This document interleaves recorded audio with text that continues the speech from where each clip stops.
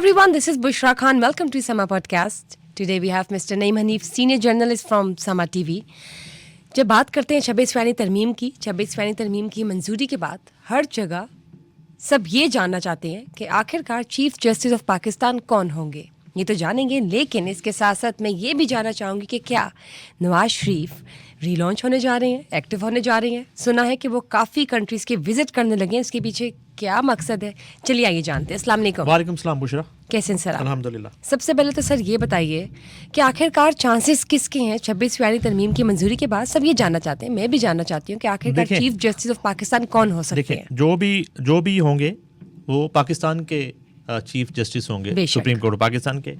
और इस बात को रियलाइज करना चाहिए तमाम जमातों को और तमाम पाकिस्तानियों को. ट्रू. कि अब 26वीं आईनी तरमीम के बाद ये जो इस्तेहकाक है, ये जो मैंडेट है चीफ जस्टिस ऑफ पाकिस्तान के इंतखाब का, वो पार्लिमानी कमेटी के पास चला गया. पार्लिमानी कमेटी का इजलास चल रहा है. मुझे बताइएगा सिलेक्शन क्राइटेरिया क्या होगा. देखिए उसमें ये है कि चीफ जस्टिस ऑफ पाकिस्तान जो है काजी फायज ईसा साहब, उन्होंने 3 नाम दे दिए हैं पार्लिमानी कमेटी सीनियर मोस्ट जजेस के. उसमें मंसूर अली शाह साहब हैं, उसमें जस्टिस मुनीब अख्तर हैं, उसमें जस्टिस याया अफरीदी हैं. ये तीनों काबिल एहतराम जो है जस्टिस साहबान हैं, उनके नाम दे दिए गए पार्लिमानी कमेटी के सामने. पार्लिमानी कमेटी मुश्तमिल है पार्लियामेंटेरियंस पर. उसमें 8 कौमी असेंबली के पार्लियामेंटेरियंस हैं, 4 सेनेट के पार्लियामेंटेरियंस हैं. अब उन्होंने ये फैसला करना है. अब ये जो चुनाव है कमेटी का, मैंने आपको पहले पॉडकास्ट में भी बताया था कि तमाम जमातों के जो सरबराहान हैं उनको खतूत लिख दिए गए, उनको दावत दे दी गई कि आप अपने 2 नाम दे दें, आप अपने 3 नाम दे दें, आप अपने 1 नाम. मजे की बात बताता हूं आपको. जब कमेटी का इजलास शुरू हुआ तो पाकिस्तान तहरीके इंसाफ, जो कि सुन्नी इत्तेहाद कौंसिल के नाम से इलेक्शन में गई थी, उनके गालबन 2 या 3 सीट्स उनकी उस कमेटी के इजलास में रिजर्व हैं. और उसके ऊपर उनके 3 जो लीडर्स हैं उनके नाम लिखे हुए हैं, चस्पा हैं. ये मुझे याद आ गया, उमर शरीफ वर्सेस उमर शरीफ एक शो हुआ करता था, तो उसमें उस वक्त बिजली का बड़ा शॉर्टफॉल था और वजीरे तवानाई को उन्होंने इनवाइट किया. लाइव शो हुआ करता था एक चैनल पे, निजी चैनल पे, तो वो साहब तशरीफ ही नहीं लाए. तो उमर शरीफ ने उनका नाम कुर्सी पे लिख के कुर्सी से बातें करते रहे. लाइव शो पूरा कुर्सी के साथ ही कर दिया. तो कुर्सियां जो हैं वो पाकिस्तान तहरीके इंसाफ के पार्लियामेंटेरियंस की इस इजलास के अंदर लगी हुई हैं, मौजूद है. उनके नाम भी लिखे हुए हैं उसके ऊपर कि ये सुन्नी इत्तेहाद कौंसिल उर्फ पीटीआई की सीट्स हैं, ये इनके रहनुमा हैं, ये तशरीफ लाएं, इस प्रोसेस का हिस्सा बने. अगर वो इस प्रोसेस को मानते हैं, वो इस प्रोसेस को मानते ही नहीं है. वो कम मानते हैं इस प्रोसेस को. उधर तो मैं वो वर्ड नहीं यूज करना चाहता शाम गरीबा का, उधर तो सोग है. फिर होगा कैसे, प्रोसीड कैसे करेगा? हो गया ना, प्रोसीड हो गया ना. आपके पॉडकास्ट के इख्तिताम तक मेरा ख्याल एक नाम आ जाएगा. एक नाम आ जाएगा. कमेटी बैठी हुई है. अब वो खेलना चाहती हैं मेरे साथ, अंताक्षरी खेलना चाहती हैं. सर मैं चाहती हूँ, मुझे ये बताइए, मैं बताता हूँ जो 3 नाम नॉमिनेट किए गए हैं, उनमें से चांसेस तीनों सीनियर मोस्ट जजेस हैं. जी बिल्कुल. मंसूर अली शाह साहब जो हैं, उन्होंने लाहौर हाई कोर्ट में भी सर्व किया, बड़े क्रेडिबल जस्टिस हैं. जस्टिस मुनीब अख्तर जो हैं, इनकी बहुत सी रूलिंग्स जो हैं बिल्कुल बहुत बड़ा नाम है पाकिस्तान की जुडिशरी का. इसी तरह काबिल एहतराम जस्टिस याया अफरीदी हैं. अब ये है कि एक आम तासुर ये लग रहा है कि शायद मंसूर अली शाह नहीं होंगे, और 2 नाम जो बचे हैं, जस्टिस मुनीब अख्तर और जस्टिस याया अफरीदी, इनमें से एक का चुनाव होगा.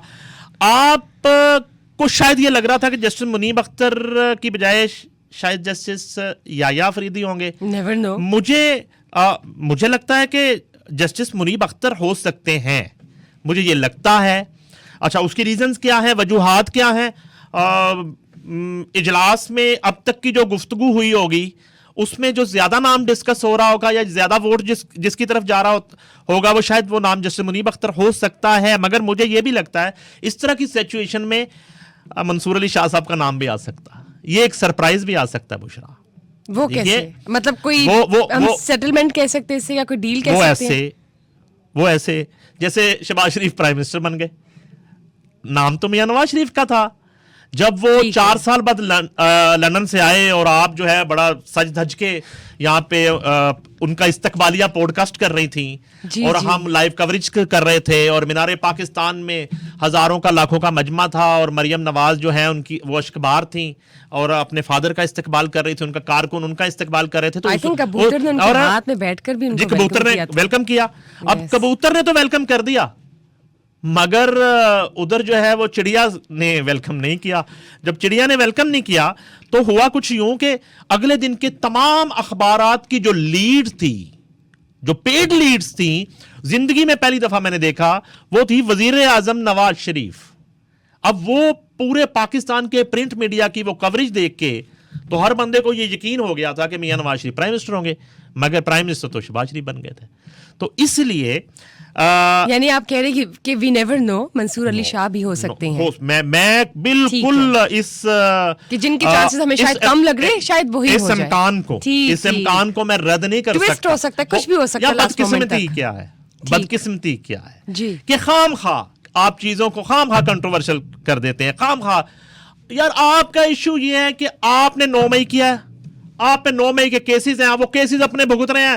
آپ کا لیڈر اڈیالہ جیل میں ہے, وہ توشہ خانہ میں ہے, وہ سائفر میں ہے, وہ 9 مئی میں ہے, وہ کیسز آپ نے بھگتنے ہیں.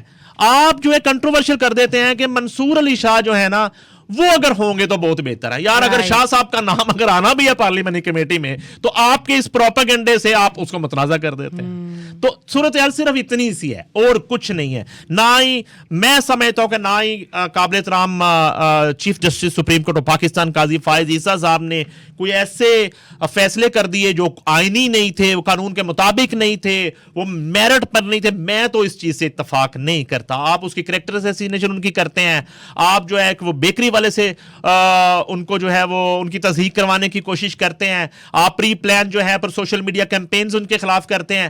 یہ آپ کا ایک مائنڈ سیٹ ہے. آپ بیٹھے نا آ کے اپنا ووٹ دیں نا, آپ اپنی رائے دیں. اچھا آپ کیوں اس میٹنگ سے اب باہر ہیں؟ اب تو آئین بن گیا نا. اگر میں چلیں آپ ایک بات کرتا ہوں آپ سے, آپ اس پروسیس کو نہیں مانتے, آپ اس اسمبلی کو نہیں مانتے, آپ اس پارلیمانی کمیٹی کو نہیں مانتے, تو آپ سینٹ اور قومی اسمبلی میں کیا لینے بیٹھے ہوئے ہیں؟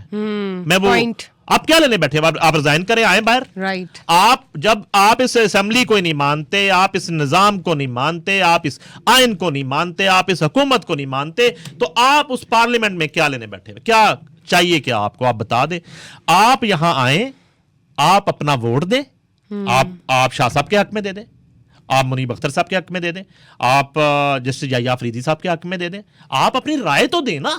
آپ اس پروسیس سے خود کو آپ باہر آپ نے رکھ لیا اور آپ کی کام پہ ٹانگ رہی ہیں. آپ کو سمجھ آ نہیں رہی کہ آپ نے کرنا کیا اور آپ کے ساتھ ہونا کیا. ہونا صرف یہ ہے کہ اب اس 26ویں آئینی ترمیم کی منظوری کے بعد, اس 22 شقوں میں ترمیم کے بعد کسی وزیر اعظم کو بیٹے سے تنخواہ نہ لینے پر گھر نہیں بھیجا جائے گا اور اپنی مرضی کا وزیر اعظم مسلط نہیں کیا جائے گا. وہ جو آڈیو لیکس ہوتی تھی کہ ہم نے نواز شریف اور مریم کو جیل میں اور عمران خان کو وزیر اعظم بنانا, یہ میری آڈیو نہیں تھی, یہ اس وقت کا چیف جسٹس اور پاکستان کی آڈیو لیک. ٹھیک ہے سر, اس کے ساتھ ساتھ میں یہ بھی جاننا چاہوں گی کہ 26ویں آئینی ترمیم سے عوام کو کیا فائدہ ہے؟ دیکھیے, جب ملک میں انصاف کا بول بالا ہوگا, جب آئین کی بالادستی ہوگی, تو ظاہر ہے اس کے اثرات جو ہیں وہ عوام تک آئیں گے. ایک انصاف جو ہے عام آدمی کی دہلیز تک پہنچتا ہے. اور سال سے سپریم کورٹ میں, ہائی کورٹ میں, سیشن کورٹ میں, سول کورٹ میں 50 سال سے لوگوں کے کیسز جو ہے وہ پینڈنگ ہیں, ان کی رفتار میں اضافہ ہوگا, بینچز جو ہیں وہ مرتب کیا جائیں گے, وہ جلدی ریپ اپ ہوں گے, لوگوں کو انصاف ملنا شروع ہوگا, جو ملزمان ہیں, جو مجرمان ہیں, وہ کیفر کردار تک پہنچنا شروع ہوں گے. ہیلدی انوائرمنٹ کے حوالے سے بھی کوئی اس میں ہے؟ ظاہر ہے وہ تو ڈسکشن ہوئی اس سے پہلے, وہ تو ایس سی او سمٹ میں بھی انوائرمنٹ کے حوالے سے بہت زیادہ سیر حاصل گفتگو ہوئی, اور دوست ممالک کے ساتھ ایک دوسرے کو سپورٹ کرنے کے حوالے سے دیکھنے کو ملیں گی.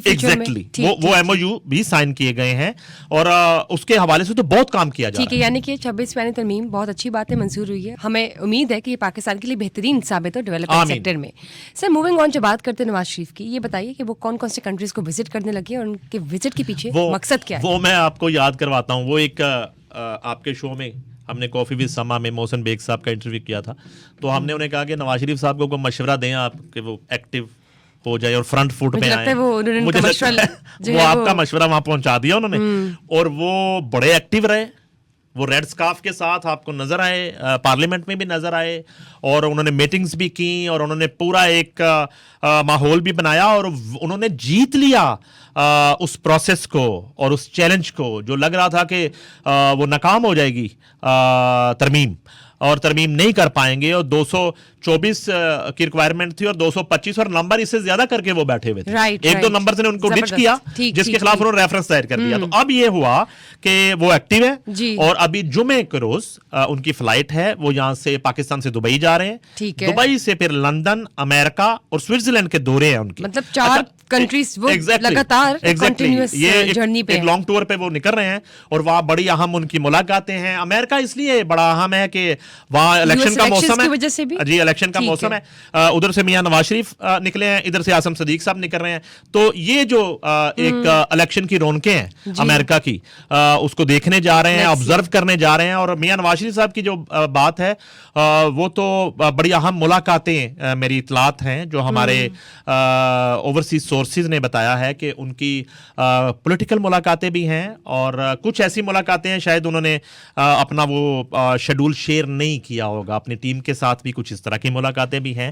تو یہ ان کے ایک ایکٹیو ہونے کا, ایک فرنٹ فٹ پہ آ کے دوبارہ سے پولیٹکس میں ایک کھیلنے کا موقع ہے, کیونکہ کوئی اس طرح کا ویدر انجوائے کرنے وہ نہیں جا رہے جیسے کہ وہ گرمیوں میں جایا کرتے ہیں یورپ اور اٹلی اور وینس وغیرہ ان کی فیوریٹ جو ہے وہ اسٹیشنز ہیں, وہاں وہ جاتے ہیں.